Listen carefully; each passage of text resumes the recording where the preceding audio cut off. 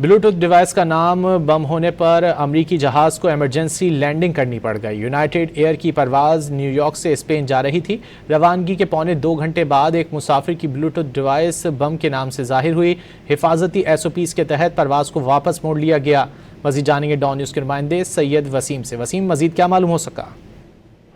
जी बिल्कुल, United air की Spain की परवाज को बहरे अखनूस से वापस न्यूयॉर्क लैंड करना पड़ा है। न्यूयॉर्क वापसी ये परवाज जो है वो यूनाइटेड एयर की परवाज थी जो कि UA236 स्पेन के लिए रवाना हुई थी। रवानगी के पौने 2 घंटे के बाद एक मुसाफिर की ब्लूटूथ डिवाइस जिसका नाम बम के नाम से सेट था, केबिन में तशवीश पैदा हुई। हिफाजती SOPs के तहत परवाज को वापस मोड़ लिया गया। परवाज ने रवानगी के पौने 4 घंटे बाद वापस न्यूयॉर्क एयरपोर्ट पर लैंड किया।